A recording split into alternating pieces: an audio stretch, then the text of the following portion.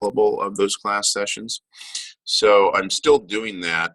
However, now that we're not using Canvas as our class session video conference technology, I record them in Zoom, and then I put them out on YouTube because they're huge files. Actually, it takes a long time to convert these files because they're basically an hour and a half of video or whatever. And so what I'll do is after, and this really only applies to tonight if you haven't figured this out, because tonight is our last real class session. I'll send you a link and you can click on the link and it will take you to YouTube and then you can watch the video. So just a FYI, that's what I'm trying to do. So I'll try to do that again after class tonight and hopefully get it posted tomorrow. So, okay, and Andrea. So tonight, excuse me, tonight what I'm going to talk about is basically chapter 6 about interest rates. And most of it's going to be conceptual. There's a little bit of calculation for interest rates that you'll be doing this week for your assignment, but it's not anything like the time value money calculations you've been doing or the financial ratio calculations that you've been doing. It's pretty straightforward. It's more sort of fill in the blank type of questions with numbers. So that's what I'm going to talk about tonight. And then just to let you know, so for next week, I may spend 15 or 20 minutes at the beginning of class just going through a little bit of information from chapter 8, which is all on risk and return. It won't be on the test, but I think it's just good information for you to know about how investors look at it, how they consider investments, just some basic principles. And so I'll cover that in the first 15 or 20 minutes. You'll have the rest of class 2, very similar to test 1. There will be an in-class portion of the test, and then there will be a take-home essay. And I'll cover exactly what's at the end of this class. I'll sort of review what's going to be on the in-class portion and the take-home portion, so you're ready, so you can get prepared for that. But it's pretty much what we've been covering, everything we've been covering since test number 1. So I'll do that at the end, and then there'll be a couple assignments for next week, and then next week I'm pretty sure, is the last. I think I'm right about that. Is next week the last class? Last week of class. I get confused sometimes. Let me see. I think the quarter ends on December 11th, right? Maybe I'm off a week. Oh, no, I'm not off a week. Yes, it isn't next week. So the last day of the quarter is the 11th, Friday the 11th. So our last class session will be next Monday, December 7th. So, okay. One quarter I spent going through the entire quarter telling the class that we were going to be done the week before, because somehow I got it mixed up. Of course, none of my students told me that I was mixing that up because they were all looking forward to getting out of school a week early. And I finally figured it out in week number 8, and they really weren't too happy with me for getting a clue in week 8. So, but anyways. Okay, so chapter 6. Tonight we're going to talk about interest rates. And most of it's going to be conceptual about how interest rates are determined, what are the influences on interest rates, and then also what interest rates influence in the economy and how that works. To some degree, what banks use to set interest rates for borrowers, both personal borrowers and business borrowers. And then we'll also just go through a pretty simple equation that shows the major components of the interest rate that's offered on a loan product, for instance. And so you can see how when different variables change, the interest rate, the entire interest rate will change. So I think it's sort of cool. And then we'll talk about yield curves, which are a good way to visually look and see what's going on with interest rates for different time periods. But to start out with, let's just do a very basic definition of an interest rate. How would you define an interest rate? What is it?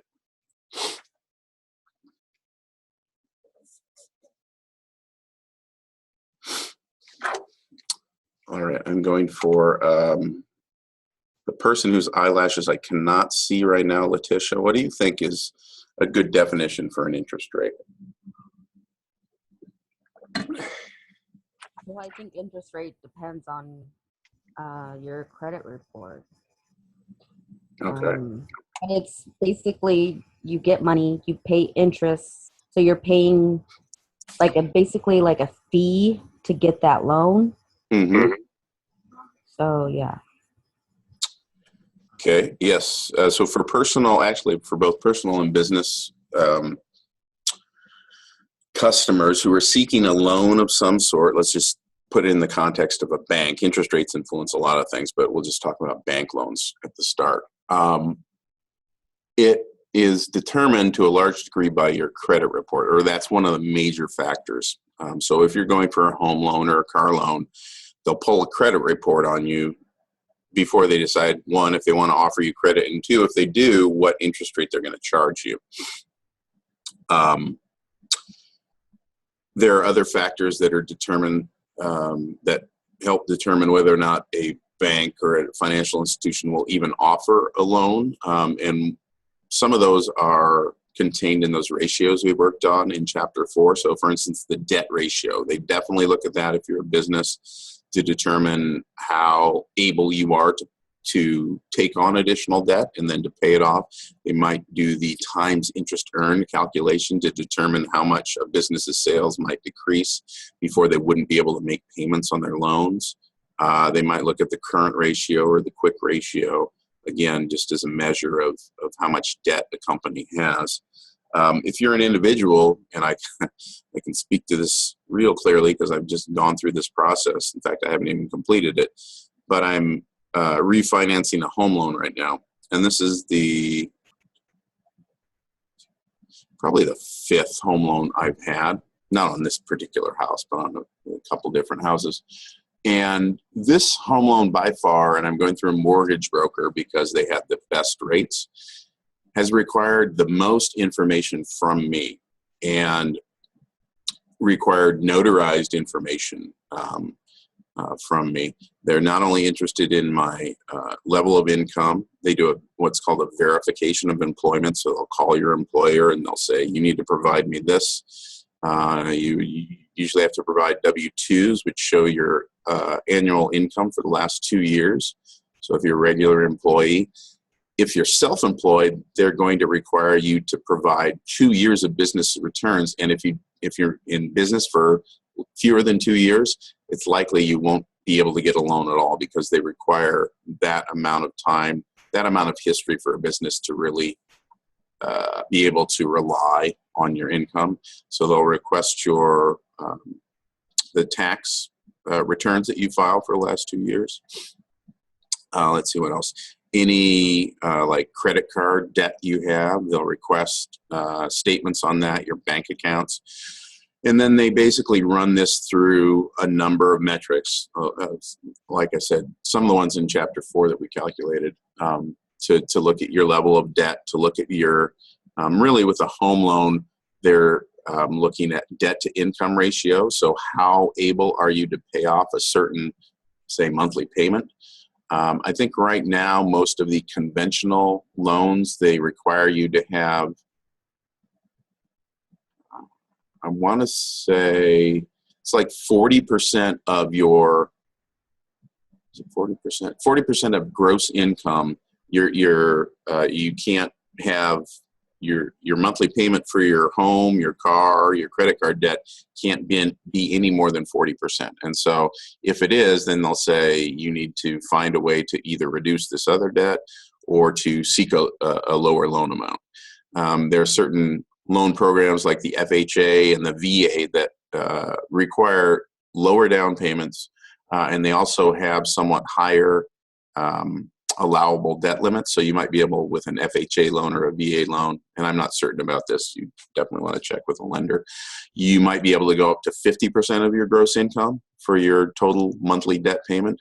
But some of the issues, not issues, but the downside of going with an FHA or a VA loan, at least an FHA, is that you're going to pay a higher interest rate.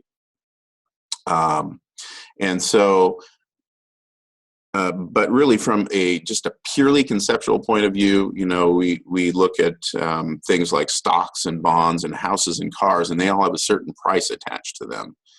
The way I look at interest rate is it's the price of money. It's your cost of getting more money. So it's sort of interesting that there's a cost to money, right? But it's the cost of the risk of the person lending the money to you. It's how much it's the risk return ratio, how much they would want in return, how large of an interest rate would they want to loan money to you and feel fairly certain that you're gonna pay back their money in the long term. And you're not going to default on it. They have to take into consideration things like the inflation rate, and I'll talk about how that impacts things too. But just from a real basic level, the interest rate is the cost of money.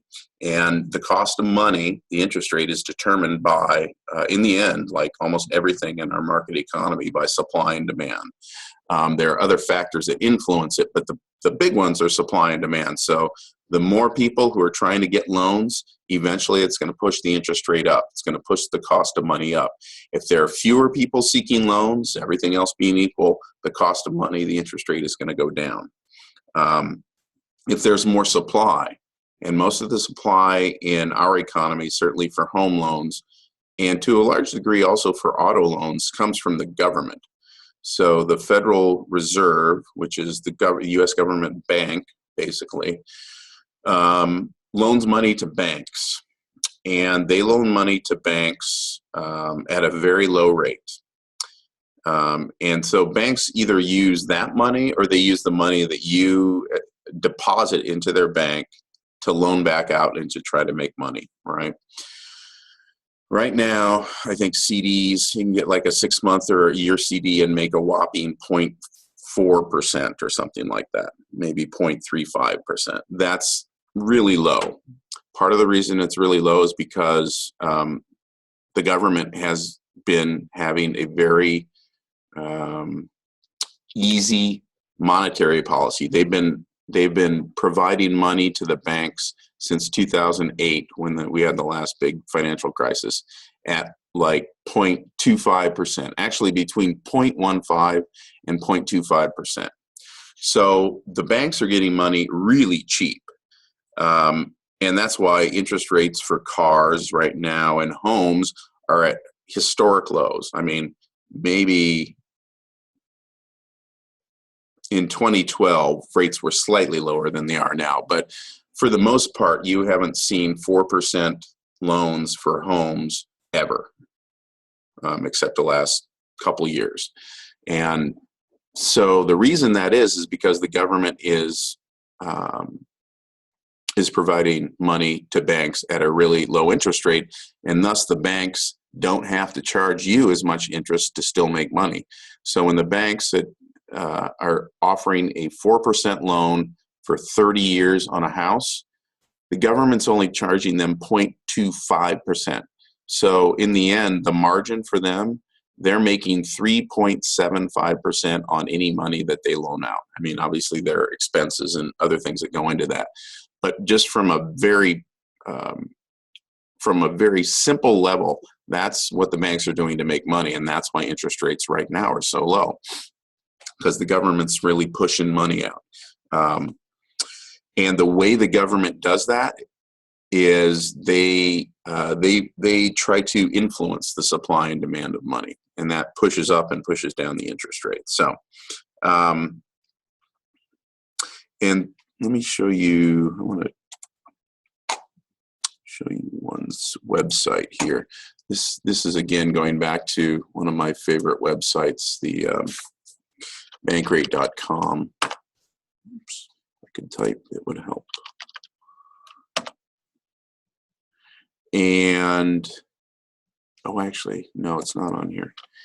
It's on money.cnn. CNN.com is a pretty good website for money matters, financial matters also. And let's see if I can find this. I think I'm just going to search for it. Oops.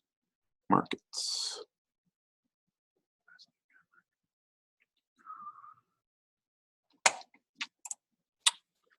Okay, U.S.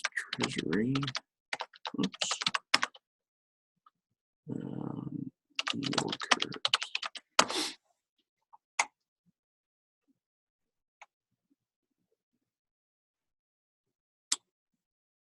Well, it wasn't quite what I'm looking for, but this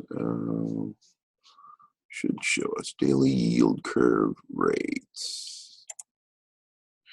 Okay, so if you can see this, so these are the daily rates for different different interest rates for purchasing government bonds. And so they start out at the shortest term, 1 month, and they go all the way out to this longer term, 30 years. And what you can see here is as the length of time increases, they pay more, slightly more and more and more interest rate as you go out here. That's because there's a risk premium or a risk factor that takes into consideration time. And so the longer that you hold, the longer that you have basically you're holding a bond or have a loan out to somebody, because that's what you're doing when you're buying a bond from the government or a business, is you're loaning them money, and in exchange you get this bond. So the longer term that you hold that for, the longer until it hits maturity, the more risk that you're taking, because who knows what can happen in that time period, right? The economy could tank, the interest rates could skyrocket, inflation could go way up. And so as you go out further and further, you earn slightly more interest. And right now, if you can see here, you can get the average interest rate on a 30-year bond on 11/30, which is today, is 2.98%. So if you were going to go out there and buy a 30-year U.S. government bond, you'd earn, your effective rate of return would be 2.98%. And you can see, go back through these dates and see that it fluctuates somewhat. Let's see how far back we can go. So let's go back to 2008, 2009. And see, whoops. So what I want to do, see what that gives us, because that was right after the financial collapse, right? So here we go. So starting at the first of the year, interest rates were about what they are now, even a little lower on the 2nd of January.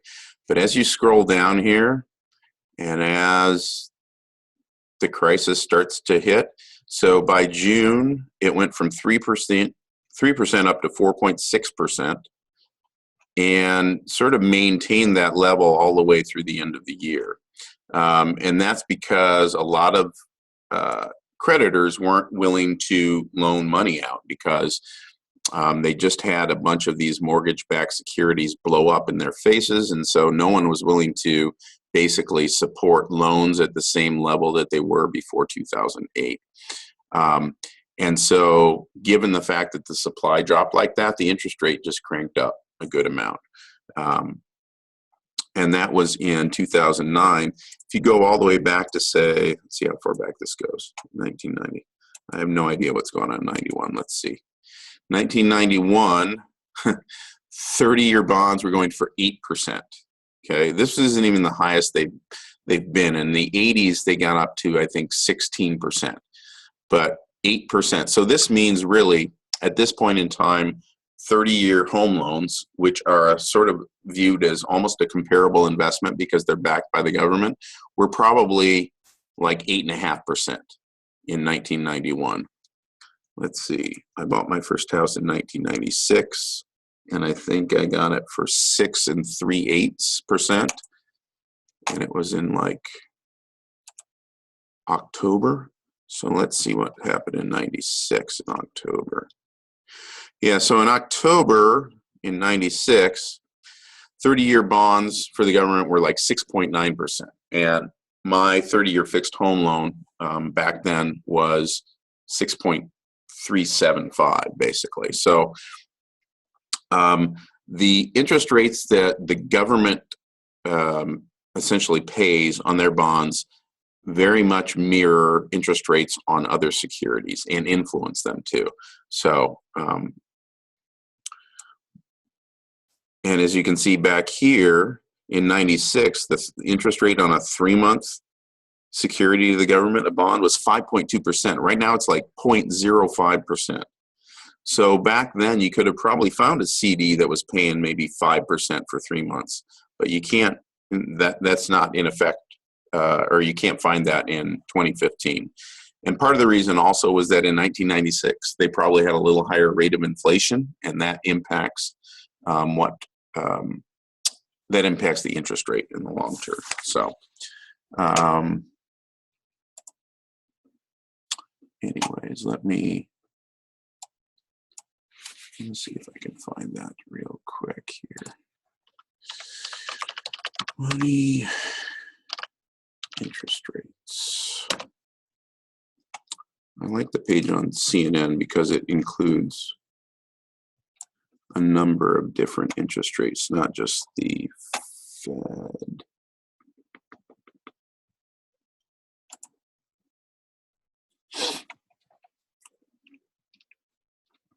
No, not really. So this shows you, this is the loan center at CNN.com, and it just shows you the average interest rates for mortgages, for home equity, line of credit, which is essentially taking a loan out on the equity that you have in your house. Shows average CD and money market rates. So here we have a 6-month CD paying 0.34%, whoopee, at a 5-year CD paying 1.41%. And then it shows these average credit card interest rates. But so, sorry, I couldn't find what I wanted to there. If I do, I will email out the link. So,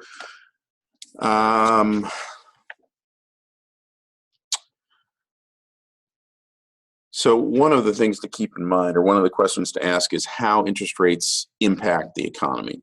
How do you think the level of interest rates, whether it's relatively low or relatively high, how does that impact the entire economy? What influence would you say? What is a low interest rate? How does that impact the economy? I think the low interest rate stimulates people to go spend money because they're not getting that much money from their savings. You know, their incentive to save is not as high because they don't earn as much for T-bonds or CDs. So I think it's a way to stimulate spending in a way. Mm-hmm. It definitely is. So low interest rates provide incentives for people to spend money right now. And whether it's because if they save it, they're not going to earn a lot because the banks are paying such low rates on CDs and money markets and savings accounts, or whether it's because they're going to buy something on credit and they can get a really low interest rate. You know, so many car dealerships have like 0% or 0.9% financing on these vehicles. And it really provides a big incentive for people to buy cars. Same with houses. Right now, the reason that really they put these interest rates in place, or they wanted to get down to this low level of interest starting in 2008, 2009, was because the real estate market was really having problems and we're having problems selling houses and problems lending money. And so one of the things that they know would have an impact if they lowered interest rates on houses is people could afford to spend more on a house, right? Because the lower your interest rate, everything else being equal, the lower you're going to pay for your monthly payment because your interest expense is lower. You're paying less interest. So it would stimulate home buying. It would it would also really support house price or home prices. So one of the things that will happen, because eventually these interest rates, well, 98% chance that these interest rates will go up again to some degree, is that will have a downward impact on home prices. Because unless you have cash to buy homes, which the vast majority, 99.9% of us do not have cash just to buy a home outright, you're going to be going to get a loan. And if the price of your loan goes up, if the interest rate's going to go up, then you're going to be able to afford less of a house. And so that has a downward pressure on home prices. And so that's one of the positives of keeping this low interest rate, is it's sort of supporting home prices right now. When it starts to increase, the interest rate, home prices will probably come down somewhat. So definitely having these low interest rates provides people incentives to consume now, to purchase now. And it discourages them from saving money because they don't have as much of an incentive. If bank accounts are paying 5%, let's say, for a savings account or a CD, there would be more people willing to put that money in the bank and earn money. But because the interest rates right now at banks and credit unions are so low, people don't have much of a motivation to put away money and to save money. So those are the positives of having a low interest rate. There are some risks, though, with having low interest rates and maintaining them for a long time. And one of them is that it will cause, maybe not right away, but in the future, it will cause inflation, prices to go up and up. Because what's happening is you're consuming, lots and lots of people are consuming homes and cars and food and everything else that they can buy with this cheap money. And that causes demand to go up, which eventually, if supply stays the same, will cause prices to rise. And so with more and more people wanting the same amount of cars or houses or food, eventually that's going to cause prices on those things to rise. And so that's the long-term risk of maintaining low interest rates, is people will consume to the point where it will drive prices up and then things will cost more. Right now, the inflation rate is between 1% and 2%, which is about where they want to see. Maybe even a little lower than the government would like to see. And so what that means is that what you can purchase today with $1 might cost you $1.01 or $1.02 next year on average. This is the average for inflation rates. So one of the risks is that maintaining low interest rates is that it can push prices up in the future. One of the other impacts of maintaining low interest rates is that it has an influence on investors' desire to purchase, not only to put money in banks, but also to purchase government bonds. So if government bonds, if the rates on those stay low, then if there are other investments out there with about the same risk level that investors can get into and earn more money than a government bond, they're likely going to do that. And for a country like the United States that runs a trade deficit every year, basically it means you're spending more than you're taking in every year. They have to find a way to fill that gap, right? So what a person might do is they might start cranking things up on their credit cards. If they're not earning enough to support their purchases, they might start putting things on credit cards. Governments can do the same thing, except their credit card is the loans that they sell to people, the treasury bonds and things like that. And so if they aren't able to get people to buy their bonds at these low rates, then they're going to have to start paying more and more eventually for people to actually loan them money to finance this trade deficit. And so there are some risks for the government in the long term too with maintaining this low level of interest rates. So some of the things that, and I'm going to sort of share my screen and open up a Word doc here so you can see this stuff, so you just don't have to listen to me talk about it. So, and I'll post this I'll post these notes on Canvas tomorrow. But So 4 factors that influence interest rates. I have to have this bold here. I guess we do. So the first factor that influences interest rates is productive opportunities, or we can think about these things as projects if you're a business, projects. So as we've had in a few examples, we've talked about different investments that a company could make. If you're a casino, you can invest in a bigger hotel, nicer amenities, a spa, more machines, whatever. So these are all considered projects or productive opportunities. So one of the things that can influence interest rates is the amount of these productive opportunities out there. If businesses see there to be a lot of opportunities to make money, and by productive, I mean from a business standpoint, making money.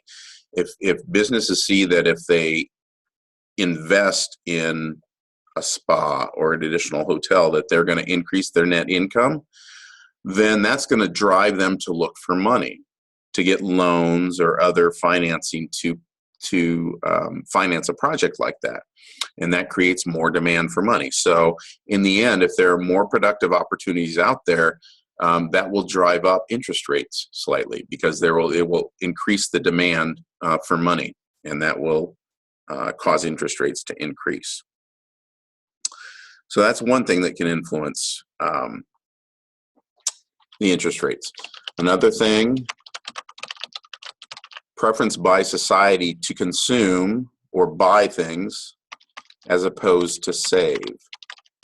So if more people are interested in purchasing things rather than savings, then this essentially, again, is going to cause there to be an increase in demand for money. So this is like economics that we're talking about right here, supply and demand. It's going to increase the demand for money, just like if you were buying, let's say, what's a good example of this? Oh, oil. Oil is a great example. So if the demand for oil or any other commodity goes up, eventually the price is going to go up too. If the supply stays the same and demand goes up, the price is going to go up. Same with money. If the demand for money goes up and the government or whoever else does not increase the supply of money, eventually the cost of money will go up, so the interest rate will go up. And so if people want to consume more and spend more, and they need more money, then that's going to cause interest rates to increase eventually. We also have risk level influences interest rates. And this is actually one of the components of how an interest rate is determined, is a risk level. There's actually a few different types of risk, but if we just think about risk in a very generic sense, let's think about it as, let's say we're buying a house, and we buy a house in an environment which tends to have, say, a lot of hurricanes. Say this is in Florida. So the risk level is seen as, compared to other parts of the United States, maybe seen as higher. So that's actually going to cause the cost of everything, mainly in this case, insurance, to go up to deal with that particular risk level. The same, you can look at interest rates and the cost of money in the same way. If lenders, if people who are loaning money, whether it's investors or banks, perceive a risk level to increase, then interest rates are going to increase, because if they're going to take on an additional risk, they're going to want to see an additional reward, which is their return, which is their interest rate that they're earning.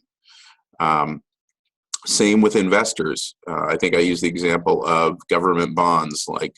So U.S. government bonds right now, 10-year bonds are paying, you can earn like 1.6%, because the U.S. government is seen as a very safe government. It's like the investment of, it's the safe haven investment. If everything else in the world is falling apart, people and governments will throw their money into U.S. government bonds because it's seen as super safe, and probably Swiss bonds too. There are a couple Northern European countries that are seen as very safe also. And so if the risk level raises up, that's where they're going to go.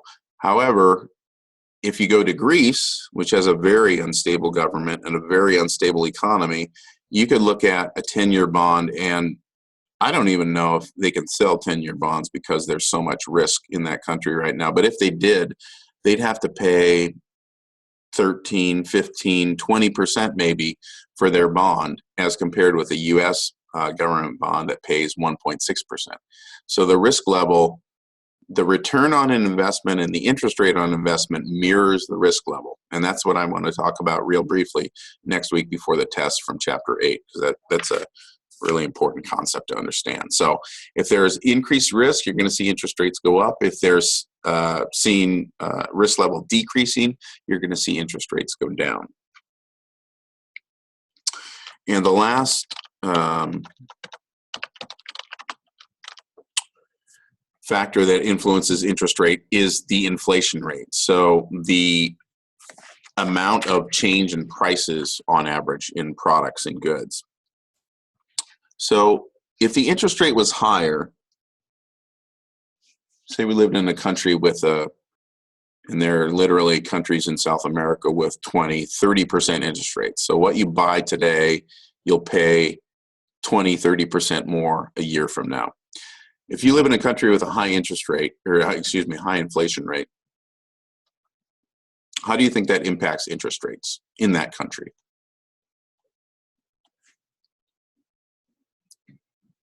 Increase. We got one fingers up. Why do you think it's going to increase the interest rate?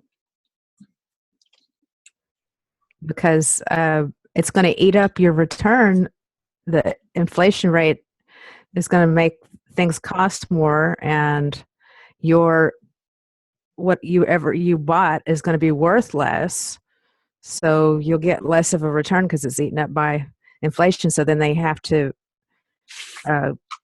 put that inflation premium in to make sure that they get enough of a return to make it a good investment.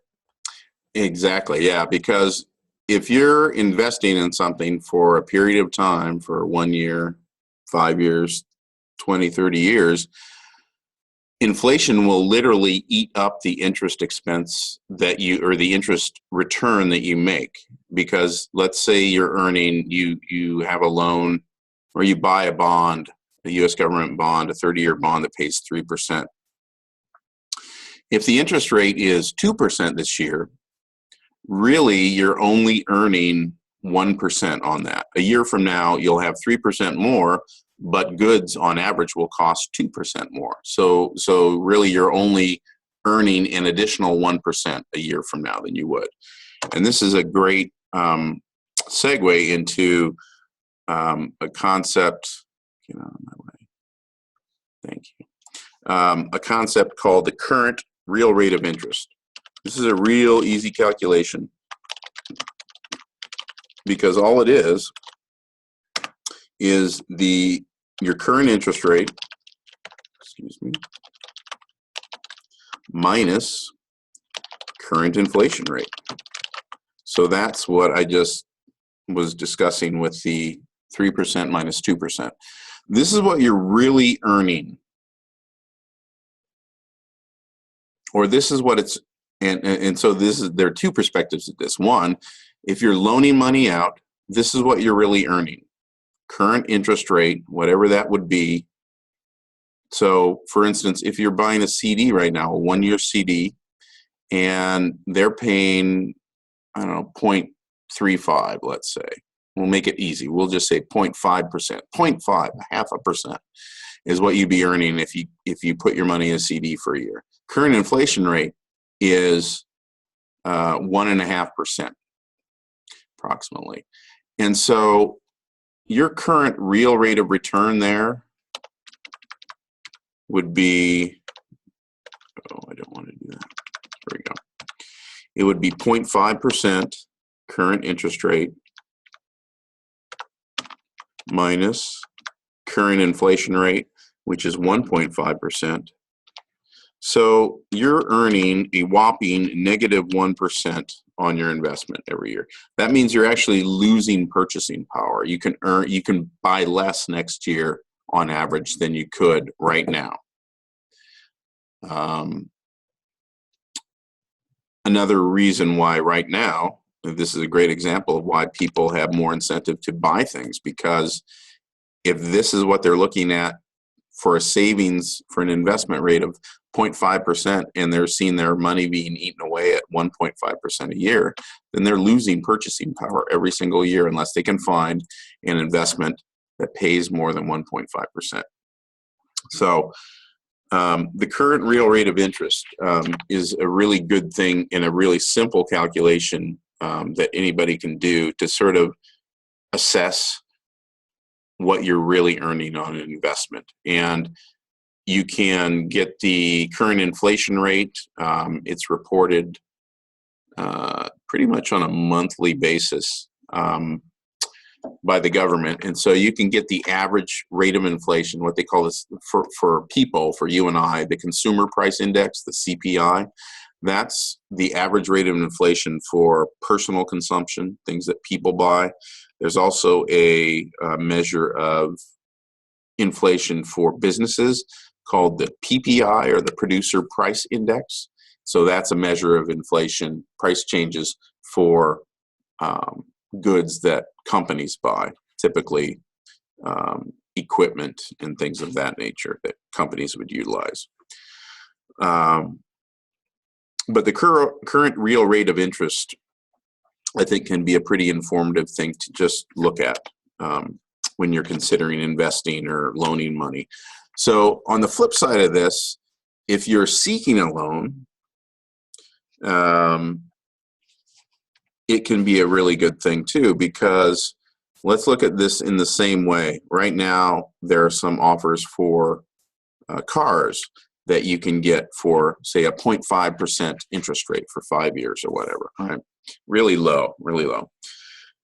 Current rate of inflation is still 1.5%. In this case, you're actually not losing purchasing power, you're gaining purchasing power, because you're only paying 0.5% a year. And a year from now, you're only going to be paying 0.5%, but the money that you're going to be paying with is worth 1.5% less than it was today.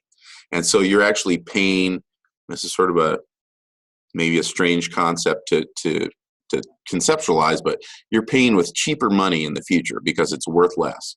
And so the way I look at this when I think about purchasing things with loans is that it's like a 1% discount, really, on the purchase price of a vehicle, for instance, because you're going to be paying over the next 5 years. And actually, it's going to be more than that, because every year, if inflation continues at 1.5%, money is going to get cheaper and cheaper and cheaper. It's going to buy less and less, and that's. But you're going to be making the same monthly payment, paying the same amount of interest 5 years from now. You won't be paying the same amount of interest, but you'll have the same interest rate 5 years from now as you do today.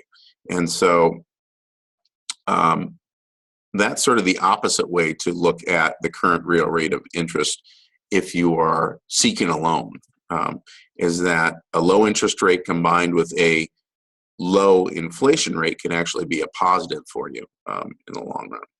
Any questions about that, the current real rate of interest, conceptually or otherwise? No. Okay, 5:52. All right, so I'm going to cover one more thing, then we'll take a break, and then I'll come back and we'll talk about the different components that go into, say, a bank setting an interest rate. So one of the concepts that you should be familiar with and is really key, I think I did that wrong here.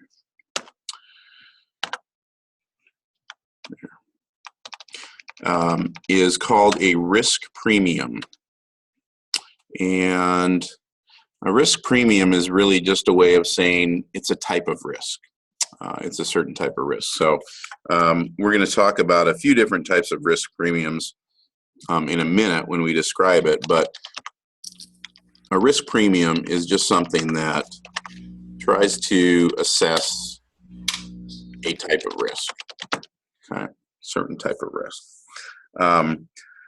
And the premium part of that means that it's the additional risk that an investor would be taking compared to what is called a risk-free asset. And there are no technically 100% risk-free assets, but there are some that come pretty close. And when we're looking at a risk-free asset in the terms in the context of an interest rate, what people tend to think about are very short-term U.S. government bonds. So they're called T-bills, Treasury bills. And T-bills are U.S. government bonds that are, well, in this case, they're 30 days in length.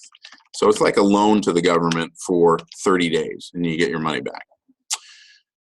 It's seen as risk-free for a couple of reasons. One, because it's U.S. government, and it's viewed as the safest, the safe haven investment in the world. It's a government that's not going to go down anytime soon.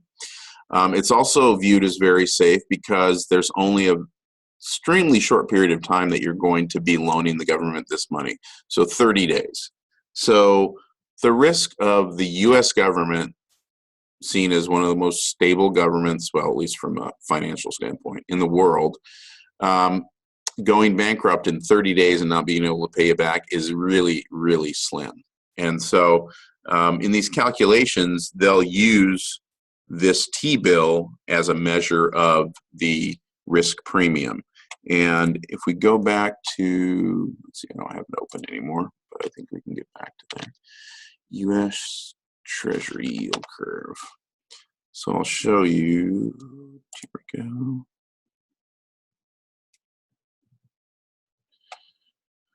Okay, so again, this is what we looked at before.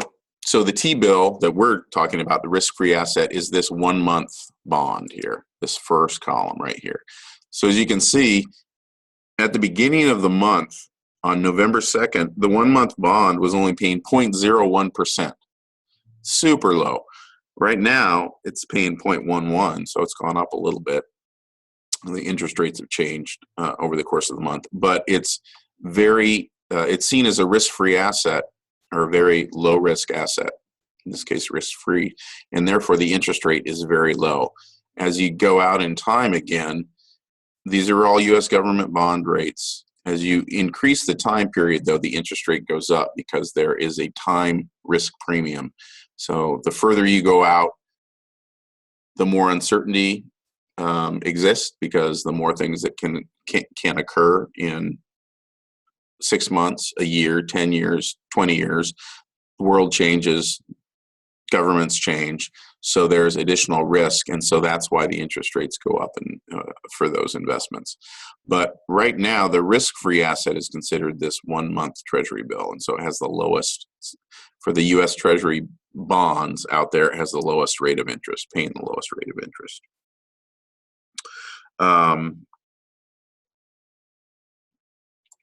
And so a risk premium really is the amount of risk on top of this risk-free asset that an investor would be required to take to invest his money. And so the risk-free asset, this T-bill, is sort of the baseline. It's where everything else, it's where the interest rate for all other products starts at this. And so today, on November 30th, this T-bill is paying 0.11%. So any other loan or bond that is sold is going to be more than 0.11%, because the risk-free asset is the investment that someone would make if they didn't want to have any investment risk. All other investments, whether they be bonds or CDs or anything else, has a higher level of risk than a risk-free asset. So consequently, their interest rate is going to be higher. Yeah, so that's just sort of an explanation of a risk-free asset.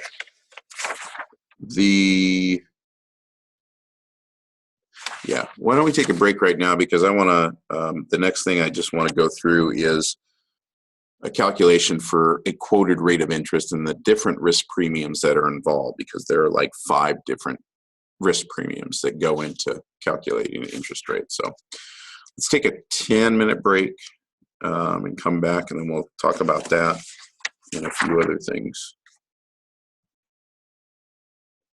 from chapter 6. So.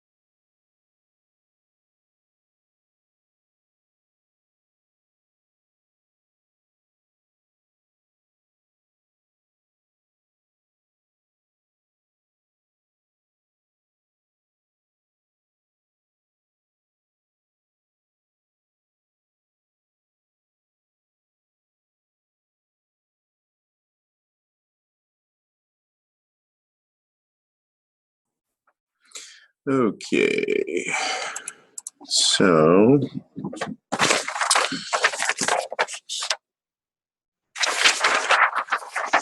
so what I'm going to talk about next is this quoted rate of interest and the different risk premiums that are involved in calculating it. So I'm going to, there's a graphic in your book, but I'm going to share it on my screen here, not that, this.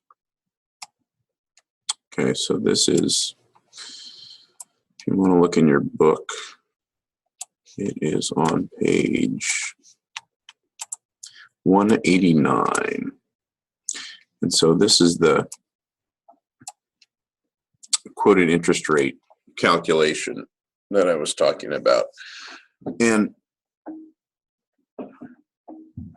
more than the calculation, I think it's important for you to understand this from a conceptual standpoint, what goes into that one number that comes out as an interest rate, whether it's for a home loan, a car loan, a U.S. government bond, a company's bond, any investment that involves an interest rate, this can be applied to.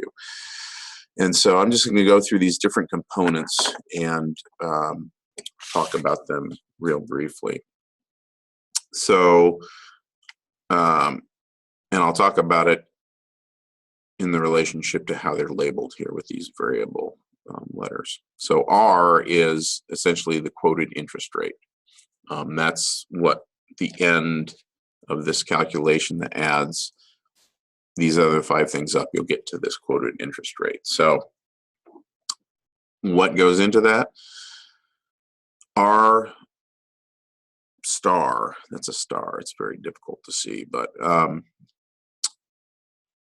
it's the real risk-free rate of interest. And so that's R star is this risk-free asset, this T-bill, that's 0.11%, right?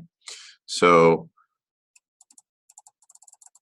actually what we can do here, I think I'm going to do, is we'll just go through this and insert some numbers as we go along here. So we're figuring out the rate of interest here. So R star, the first rate of interest is 0.11%.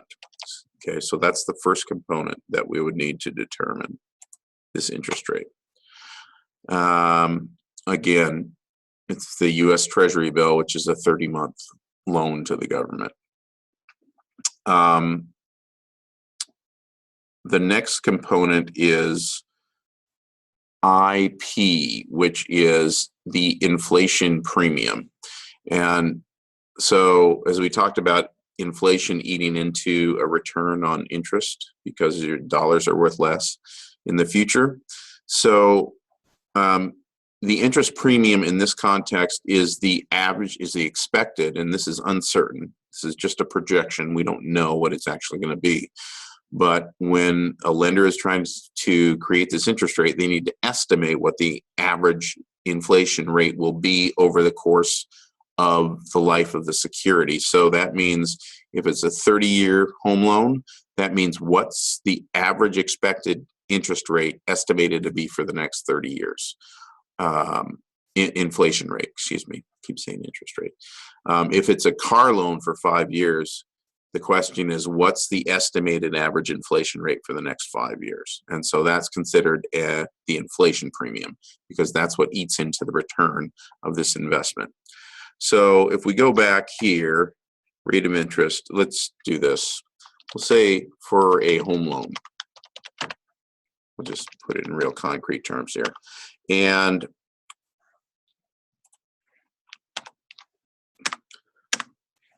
I don't know what the expected average rate of inflation over the next 30 years is going to be, but the government tries to keep it between 1% and 2%. So let's say they're successful. Let's say it's 2%. So we would add 2% for the inflation rate premium. So what I'm going to do here is one thing. I'm going to label these as we go along. 0, single, okay. So I'm just going to label these right underneath. Try to. This is R star. plus IP for inflation premium plus, so the next component that we have to add into this interest rate equation is DRP, default risk premium. And this is really the risk that whoever you're loaning the money to isn't going to pay you back in the future, whether it's the interest that you're owed or the principal or either. So it's the risk that you're going to lose this money by loaning it out. And as you can see here, the default risk premium is 0 for U.S. Treasury securities. So that's just something to keep in mind, because they don't believe that the U.S. government will ever default on paying back a loan. So on all, whether it's a U.S. Treasury bond for 30 days, 1 year, 5 year, 10 year, 30 years, the default risk premium on all of those is 0%. So, but this is in the context of a home loan. And so there is some risk that this person could default on it. I think the last time I looked, the average rate of foreclosure in Washington State was at like 1.5% or something like that. So let's say this particular borrower of a home loan has a, has a better credit score, which means they're less likely to default on a loan. They're less likely to not repay. So let's say they're somewhat less risky than the average person who gets out a home loan. So they're going to be below 1.5%. Let's just say it's 1%. The default risk premium is 1% for this particular borrower. So we add that in there. This is really easy math, as you can see here. So it's more about the concept than anything. So we have a default risk premium. LP is the liquidity premium. And so liquidity premium is essentially, it's a measure of how difficult it is to turn that investment back into cash. How much time would it take to do that? Is there an open market for it? So for instance, with US government bonds, or corporate bonds that are sold on the New York Stock Exchange, the liquidity premium is very low because there's a market for it. And so you can sell those bonds back, and there are buyers out there just watching the prices of these bonds go up and down. And there's, if you get the right price, then somebody's going to be there to buy it, and you're going to be able to sell it right away. And so liquidity premiums on bonds is very low. Liquidity premiums on things like real estate, though, is a little bit higher, or other investments in heavy equipment, because it's more difficult to sell that and turn it back into cash if you need to. And so this is a home loan. So there's going to be some reasonable liquidity premium to this, because selling a home doesn't occur like this in a day. And even if it does, if you have somebody accept it, it's like a process, a 30 to 45 day process where all this paperwork is taken care of and all the forms are filled out. And so you can't turn it into cash right away. So I don't know, let's just call the liquidity premium 0.25% for this home loan. That's how much extra they're going to charge, because it's harder to turn this into cash than other things. So that's LP. And our last component here is MRP, and that stands for maturity risk premium. And that's what I was talking about before, the sort of the time factor that's involved here. The longer a security has until you get paid back. So the longer, if you're buying a 10-year bond from the US government, you're going to wait 10 years to get that paid back. To be paid back by the government. And so there's a lot that can happen in the next 10 years. There's a lot of uncertainty, and the market risk premium tries to put a measure on that uncertainty. But basically, it can be reflected in those yield curve tables that I showed you before, where the 1 month T-bill paid like 0.11% and the 30-year bond paid 3%. The major difference in those, if everything else is the same, the only difference is this market maturity risk premium. And so that just takes into account the risk factor that the longer you have money sitting out there, the more things can change and the more risk could be involved there.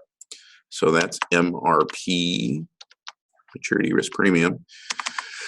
And I don't know, let's just say the maturity risk premium on this home loan is like 0.5%. So these are the 1, 2, 3, 4, 5 different risk premiums, common risk premiums that go into helping a lender create an interest rate that they would be willing to loan money for. So if we go back to this and we just add these all up. So we go 0.11% plus 2% plus 1% plus 0.25 plus 0.5 is equal to 3.25, 3.75, 3.86%. I think I did my math right there. Pretty sure I did. So that means that for this particular borrower, this is the interest rate that the bank would offer them, 3.86%. It doesn't happen this way for each borrower. Banks, lending institutions, I imagine, would do this calculation for like, if they're going to use credit score as their primary measure of, one, whether they want to loan to a person at all, and two, at what interest rate they feel they should loan to them. They may say anybody with a credit score above 740. 740 is like a big benchmark for some reason, I've noticed. If you have a credit score above 740, and there are 3 different credit rating agencies, if it's above 740 on average, then you're going to get the lowest interest rate available from that particular lending institution. So they might say they might do this calculation and say anybody with a credit score above 740, we're going to offer them 3.75% for a 30-year fixed loan. And then maybe between 700 and 740, we're going to offer that group of people, anyone applying with those credentials, we're going to offer them a loan of 4%. It's going to be somewhat higher because they're seen as a riskier investment, really, from the bank's point of view. Maybe their default risk premium is probably higher because their credit score is lower. Really, that's this. Now that I look at the equation, if banks are using this particular equation and these components to determine an interest rate for a person, the default risk premium would be the one thing that would change, because everything else is going to stay the same. This R squared is going to stay the same for all borrowers because it's a U.S. Treasury bond rate. The inflation premium, that assumption is going to stay the same. Liquidity premium is going to be the same. You can unload those securities just as easy, whether it's a bad credit risk or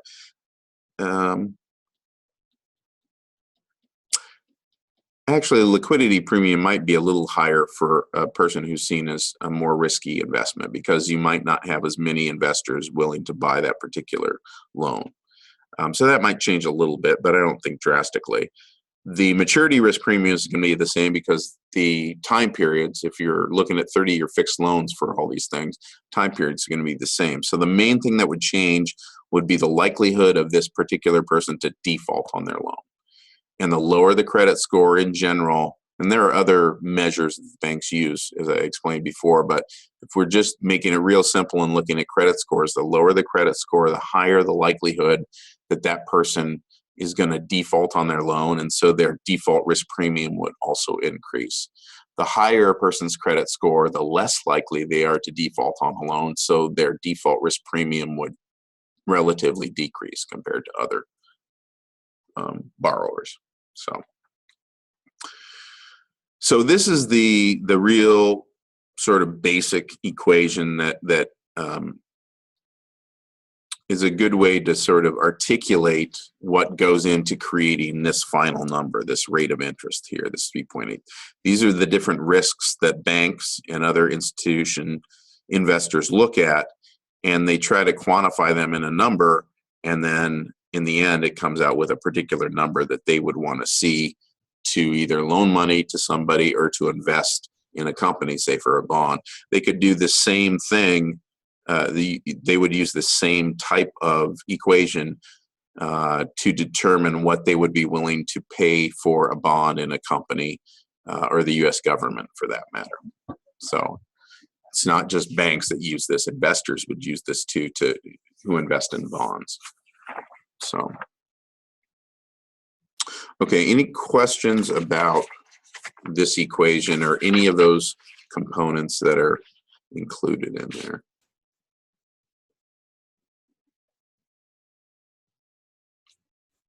No? Okay. All right, so the last thing I want to talk about is just a little bit about yield curves, which they go through in this chapter. So let's just start here. This is another graphic from page 196 in chapter 6. And this is an example of 3 yield curves for U.S. Treasury bonds. And does it tell us? Yeah. And so this table down below here is what was used to construct it. And what a yield curve is it's just a graphical representation of interest rates as you go from a shorter time period, a shorter term, like these 30-day, 1 month, 6 month, 1 year bonds are the short term ones. Intermediate terms are typically 1 to 5 years. I believe that's how they're categorized. And then longer term, or maybe it's 1 to 10 years. Yeah, it looks like 1 to 10 years. And then longer term bonds are anything 10 years and longer. And so this shows you how the interest rates change depending on how long until that particular bond matures. And these curves change throughout time because what they're based on is they're based on the assumptions of investors about what's going to happen with inflation. Well, lots of things, but inflation in the short term versus the long term. They could be looking at the maturity risk premium certainly would increase as you go from shorter term to longer term. The inflation premium is going to change depending on what investors and banks think inflation will be in 1 year versus 10 years versus 20 years. And so this is sort of a good graphical way to see what I showed in that table earlier, which was had the 1 month on the left column and the 30-year on the right. You could use that information to create a yield curve just like this, because we're going from zero, from very short term over here, 30 days, all the way up to 30 years. And so it shows in graphical format those same numbers. And so here we see these 3 different lines are for 3 different periods in time. One's for March 1980, second one's for February 2000, and the third is for March 2010. So I want to explain what's going on in each of these. So in March 1980, you could buy a short-term U.S. government bond, and it would pay you 14% interest. 14% interest. Seems to be pretty good. Any ideas why a U.S. government bond, which even back then was seen as a very, very safe investment, why they would need to pay, essentially the U.S. government would need to pay the effective interest rate of 14% to get people to buy their bonds?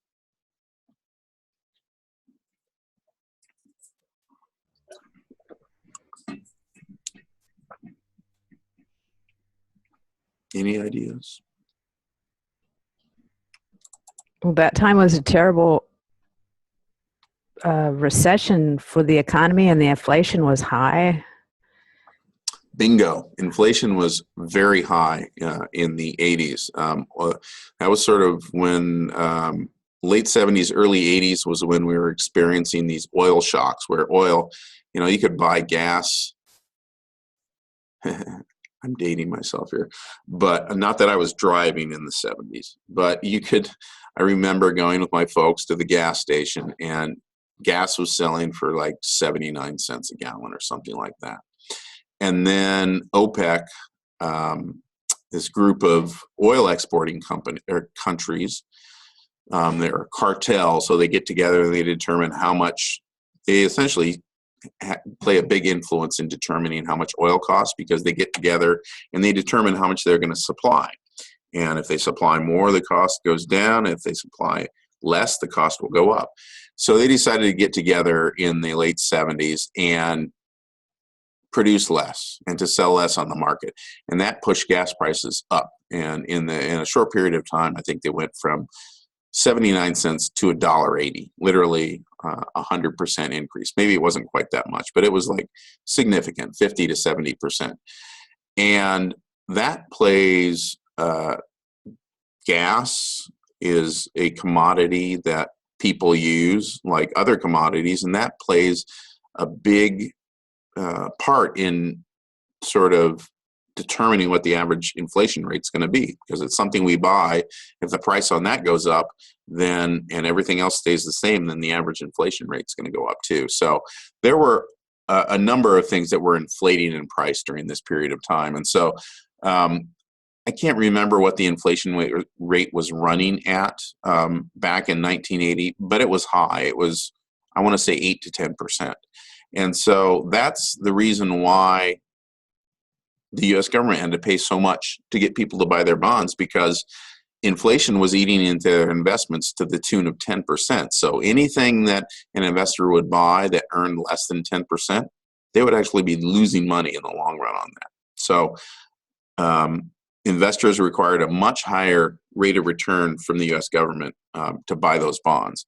So it was about 14% for short-term bonds. But as you can see, this curve sort of goes down and actually decreases from 14% to maybe, 12.5% for 30-year bonds. You might think, well, that's sort of weird, because we talked about the maturity risk premium increasing as time goes on. But the reality of is that they recognized in 1980 that inflation wouldn't remain at 8 to 10% for the next 30 years. It was going to go down. And so as they calculated the interest rates on a 5-year bond, a 10-year bond, and eventually a 30-year bond, many people came to the conclusion that inflation rate would be much lower 30 years from now, and therefore they would accept a lower average rate of return than they would on a short-term bond. And that was just for 1980. So sort of the expectation was they had high current rates of inflation, but in the future they expected inflation to go down. And so that's why the yield curve sort of does that. It goes down a little bit. In February of 2000, so obviously the interest rate on these things is significantly lower than 1980. That's the large degree because inflation was not running at 8 to 10% in 2000. It was probably running at 3 to 4%. And so you can see that it has this yield curve has a different shape. It starts a little lower and then increases and sort of goes like this. And it sort of flattens out over the long term. But it has, and it's difficult to see, but it has a slightly concave shape, right? It sort of goes like this a little bit. And the highest rates of interest here are in the middle at about 10 years. It looks like it peaks at about 10 years. And then it goes down very gradually until it gets back to 30 years. This is because the assumption in February of 2000 was that inflation rates were going to go up in the medium term for about the next 5 to 10 years. And then from 10 years to 20 years, they would decrease somewhat. And so you get this sort of slightly different shape, certainly a different shape than up here, and definitely a different shape than down here. A little bit of concave, but it's hard to see. And then down here in this green line of March of 2010, this was the yield curve. So it was really low short-term rates right here. And it just gradually increases throughout the time period from 30 days essentially up to 30 years. And so the assumption here for investors was that, yes, we're in a state of current very low inflation, And that's why these rates, we're willing to accept effective interest rates that are really low because it's a safe investment and inflation is very low, so it's not going to eat into my returns too much. But we're expecting that in the future, 5, 10, 30 years out, inflation is going to increase somewhat. So just knowing what's happened since March of 2010, I know that's not real accurate, because at least the 5-year portion. Inflation rates have not increased like that expectation since March of 2010. So one thing to keep in mind is these are all just estimates, and they're very well informed estimates from bond analysts who study these numbers, 80 hours a week. But there's a lot of uncertainty involved here.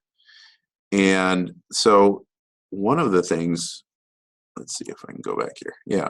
So this is the U.S. Department of Treasury publishes these. These are yield curves right here. And you can compare yield curves at different points in time. And so here, this top yield curve is the yield curve on November 1st, 1999. So see a couple things. One, that interest is quite a bit higher than 2015.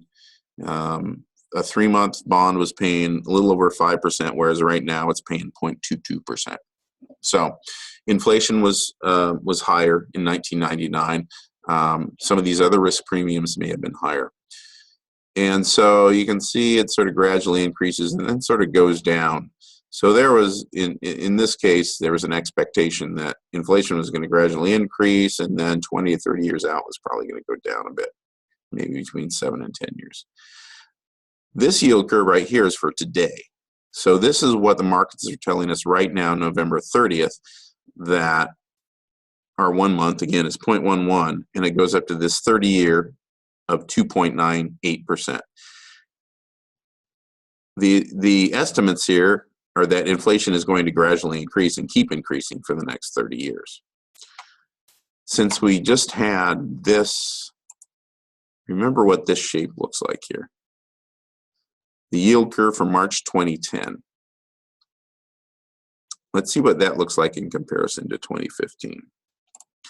Because we can go back here and go 2010. I'm geeking out with numbers here, by the way. March of 2010, November 2015. So this is 99 still. If we hit go. So look at that. I mean, this is, so they start out about the same. They almost have the same assumptions in the short term up to about 3 years. And then 2010, the assumption is that inflation is going to increase at a much higher rate than we're actually expecting it to right now. And I know there was a lot of concern shortly after 2008, 2009, when the government decreased interest rates, that at some point, keeping those interest rates that low would increase inflation substantially. And so they'd have to raise interest rates to counter that. And so maybe it looks like the assumption back then in 2010, they had a much higher estimate of the impacts on future inflation because of this monetary policy, keeping these interest rates low, than they did in 2015. A little bit more moderate. Certainly still are both going up, but 2015 isn't going up as fast as 2010 from 3 years out, 3 years to 30 years. So, okay, so that's yield curves. Again, it's just a graphical way to look at yields for a particular investment over the course of time. Any questions about yield curves?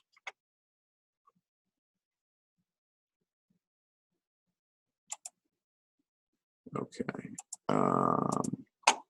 Let's see if I have one other thing here. Oh yeah. So this is, so we've looked at U.S. government bonds. These are yield curves for companies.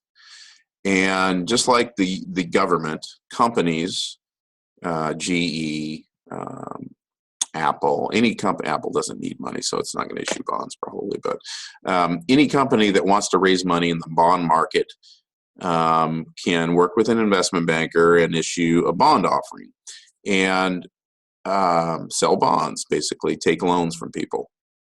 So the way that what really influences has a significant degree of influence on the interest rate that these companies pay is there are credit rating agencies. So just like for people, like your credit score is determined by three companies: TransUnion, Experian, and Equifax, I think, are the three companies that give people credit scores based on your credit history. Companies get credit scores in a different way. They get them from credit rating agencies. Moody's and Standard and Poor's are the big ones. They're these two companies, and basically what their employees do is they look at different companies and determine how risky they are, and then determine how risky these bond offerings that the companies are selling are. And instead of giving them a score of like 700 or 740 or whatever, they rate them on a scale from AAA, AAA being the highest, down to junk bond status, which I think is CCC. So AAA is the highest, CCC is the lowest, sort of like grades, you know.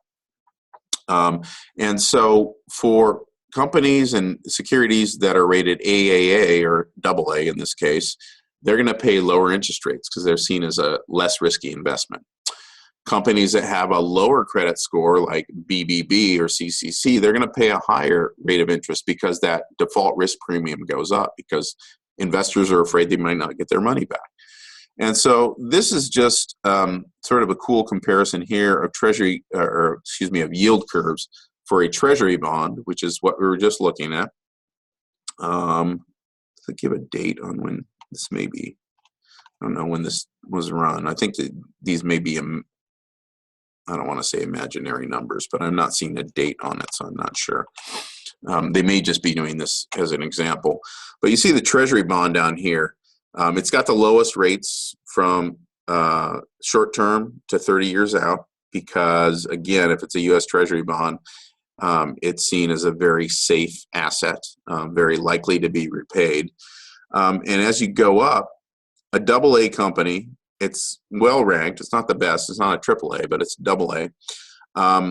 They're seen as slightly more risky than this treasury bond right here. So you're going to be paying more interest throughout the course, they're going to have to pay more interest to get people to buy their bonds.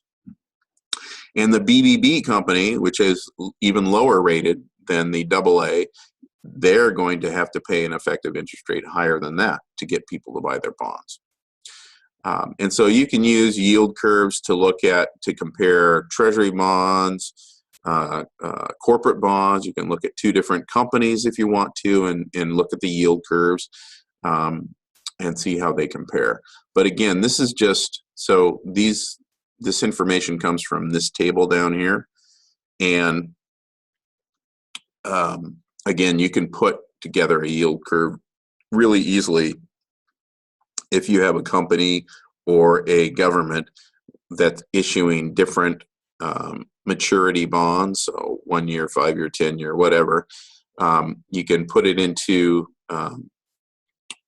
a graph form like this, and it might be easier to understand than really just looking at these numbers down here, because this is the same data as up here, but it's easier to see in graphical format what's going on, especially if you're, for instance, looking at a yield curve like the first page I showed you, which had, I think, like maybe 8 different types maturities of bonds. And so you have different data points, many different data points, and it's harder to look at in this format down here than it might be to look at in this format up here.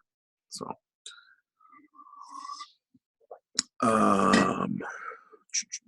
let's see.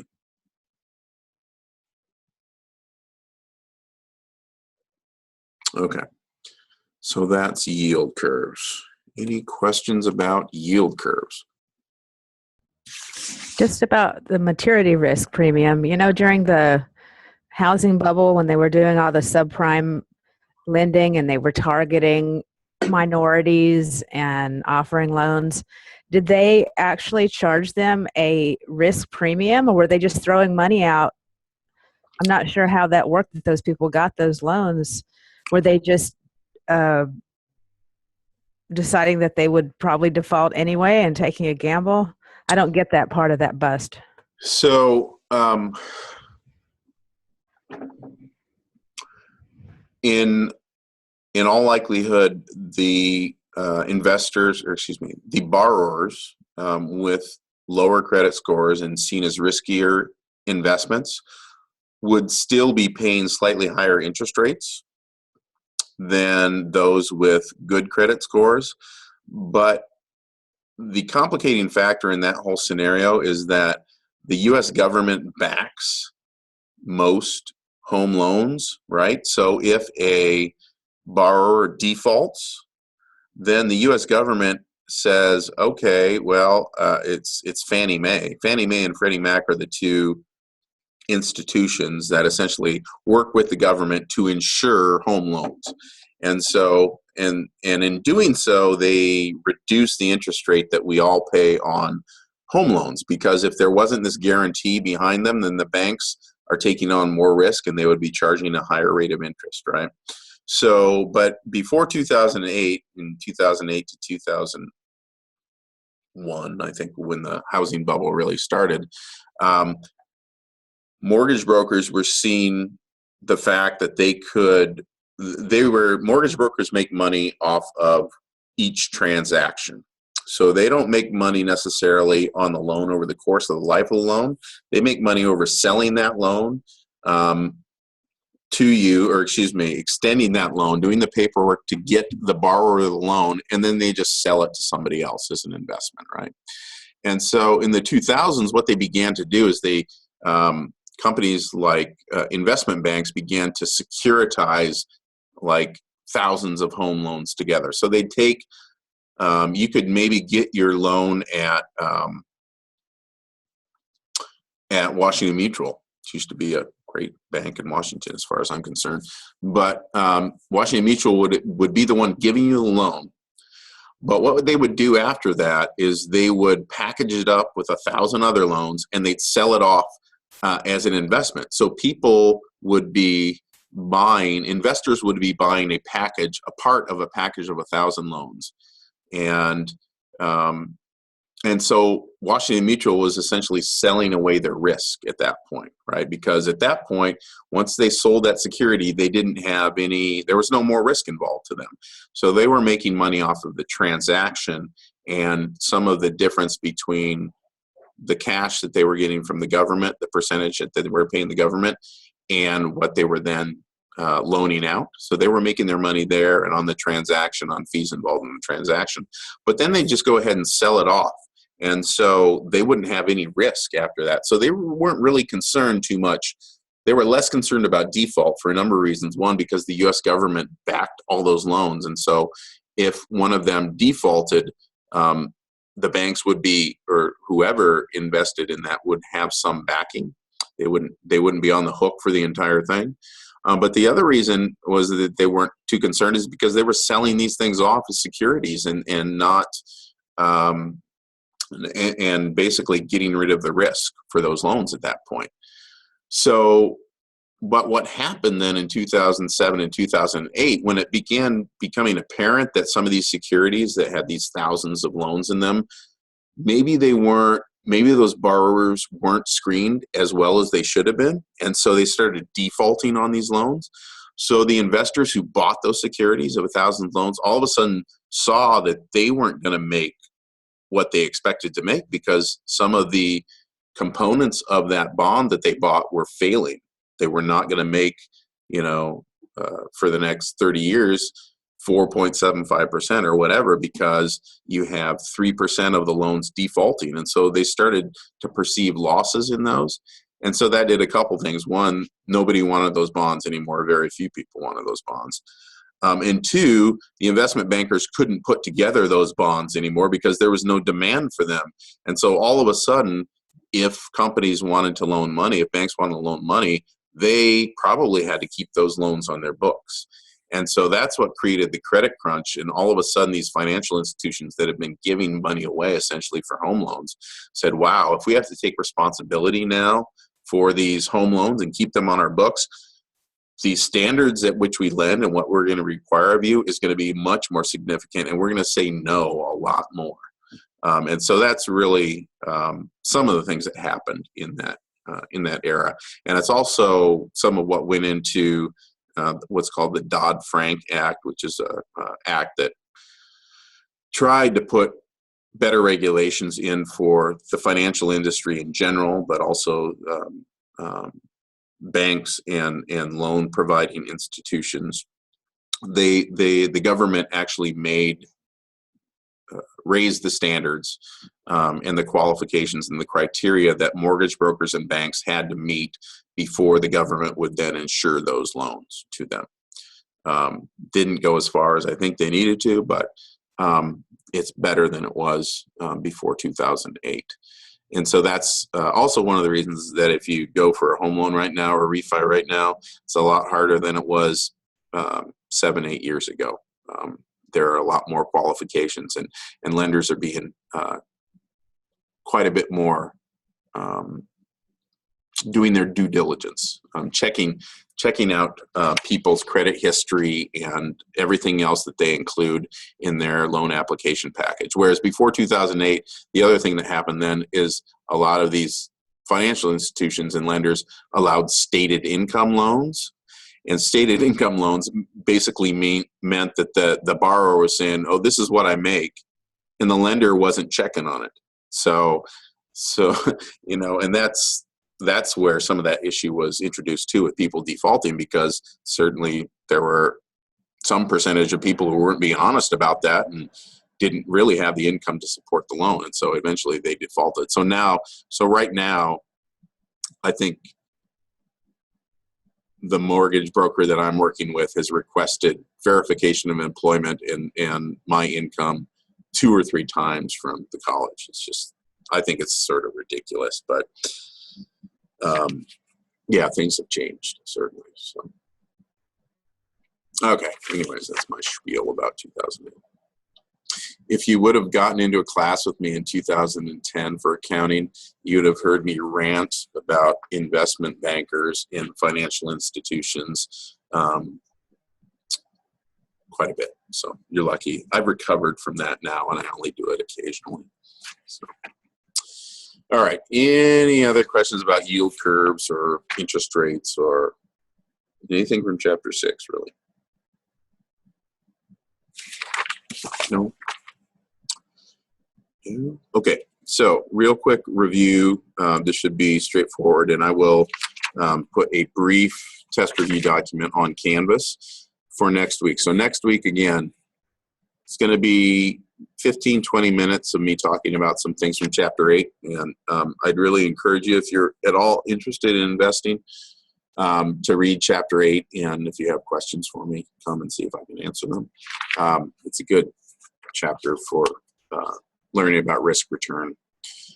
So we'll do that for the first 15-20 minutes, and then we'll do an in-class portion of the test. And so the in-class test is going to have those time value money calculations, so present value, future value, interest rate, number of time periods, payment, internal rate of return. So all of those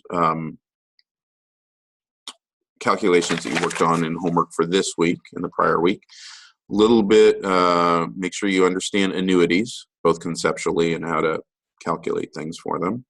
There will be a section on financial ratio calculation, from just like on the first test, not just like, but pretty similar. There will be some of those questions, so make sure you understand those calculations from Chapter 4. There will be some interest rate concepts from tonight's lecture on the test. And then, so that's going to be in class. And then take-home portion of the test is going to be one final essay question on the Native-Owned Enterprises module of Native Nations Institute. So if you haven't finished that, finish that, because it will certainly, that question will come from the latter half of the module. And so that will be next week. And so you'll have 24 hours to do the take-home essay, just like before. So that's next Monday. It's our last class. I'll throw an assignment out this week for next Monday out of chapter 6. A few questions from there. I'll have a few more questions because I'd like you to practice a little bit more on time value money. So I'll have a few questions for time value money problems, similar to what we've been working on out of chapter 5. I'll send a link out for course evaluation. So every quarter the college does student course evaluation, so you can tell us what you think about this course. They're completely anonymous, so we don't know who says what, and we don't even see the comments until after grading is over, so no concerns there. But if you do the course evaluation, I will offer extra credit to you. So I guess here's the thing with that. I don't know whose course evaluation is whose, but I do get a report at the end of the quarter telling me who filled out a course evaluation. So that's the extent of information I get about course evaluation. So if you're all concerned, you shouldn't be concerned, one, because I take negative and positive information and hopefully improve the course based on that. But so that's how I sort of figured out who to give extra credit to, is I'll get a report the last week of school and it'll say, actually it tells me who didn't complete the course evaluation. So they're not required.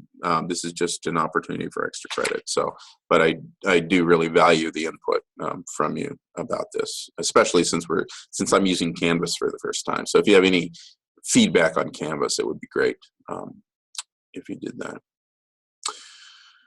Okay, I think that's all I have for tonight. Any questions about any of that? And I'll post all this on Canvas tomorrow. So the assignments, the link to the course evaluation, and the review sheet for the test for next week. So, any questions? Yay, somebody already did their course eval. Cool. Okay. Well, if there are no questions, have a good week. I will be grading homework like a madman for the next 2 or 3 days, so you can get feedback on this. If you have any questions about the homework and the grading on it, send me an email, call me, whatever, and I will attempt to explain to you why I graded something a certain way. But I usually try to give enough feedback in the notes that you'll at least have the right answer, if not an explanation of why it was wrong. So, all right. Well, have a good week. Study hard, and I will see you one last time on Monday, at least in this class one last time. Bye, Steve. See ya.